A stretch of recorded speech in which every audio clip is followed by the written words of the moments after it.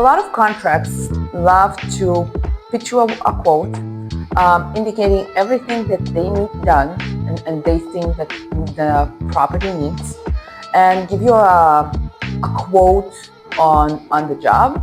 And once everything is approved, the contract is signed, and you're starting doing the job, they all of a sudden starting to add costs.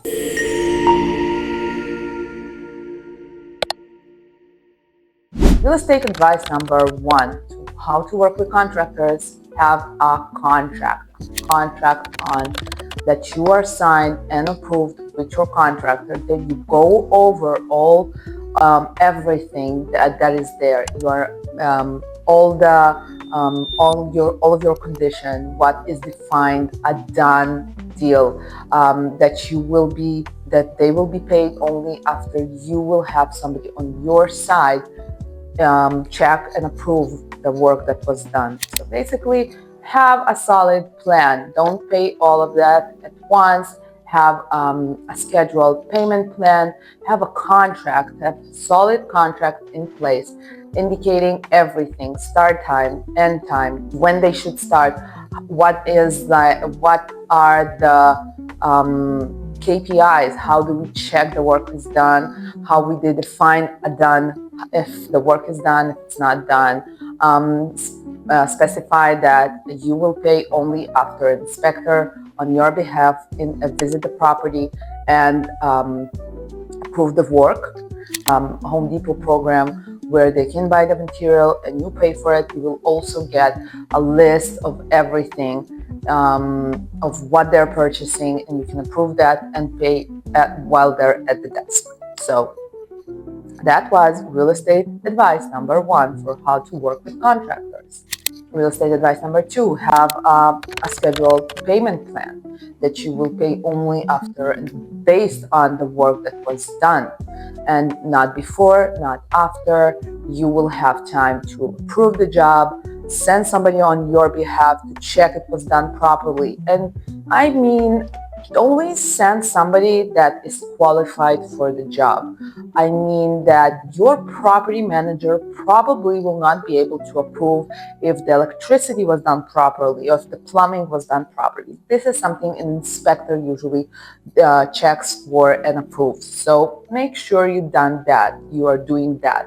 If you're painting a wall, that's something your property manager probably can do if it was done properly. So know who you're sending to approve the job. A lot of contracts love to pitch you a quote indicating everything that they need done and they think that the property needs, and give you a quote on the job. And once everything is approved, the contract is signed, and you're starting doing the job, they all of a sudden starting to add costs. For example, something is being added. There's an additional job that needs to be done. So those are additional costs that can eventually be accumulated to a large amount So how you can protect yourself from that is by having it in the contract that you will not pay anything extra. Whatever they are quoted, they are allowed to go to the property. They are allowed to do as many inspections as they want. They are allowed to have everything inspected, removed, and seen probably after you already purchased the property, not before, and give you a final full quote on the job. Nothing else will be approved after the job is started. This usually gets the quotes a bit higher, but at least you know that this is all the amount you're gonna pay, and there is not additional cost that will be added along the way. Permits.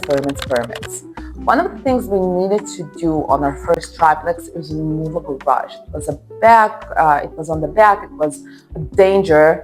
You couldn't go in, it was prone to fall at any minute. So we hired a contractor, one of the contractors we hired on that property, to remove that garage. Little that we know that we needed a permit for that. So eventually when we did find out that we needed a permit, we eventually paid twice to remove the garage and then get a permit to remove a garage that was no longer there, and come up with paperwork that was no longer existing. So that was a huge nightmare. A lot of the work you do on the property, especially when you're doing extensive renovations, require permits. Each county has its own rules on what permit is required. Some require more, some require less, but it's all specified in the county website. So you should check that out and be aware of what kind of permits you need for the job you need. But the large one is if you're adding a room or moving a room, that requires a permit.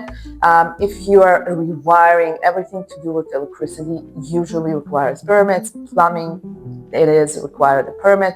And roofs. So make sure you are aware of what kind of permits you need.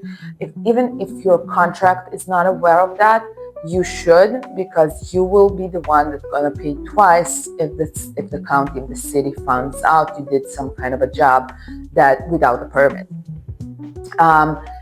Only licensed contractors can issue permits, so make sure you have the right contractor as well when you hire one if the job that you are planning on doing requires permits.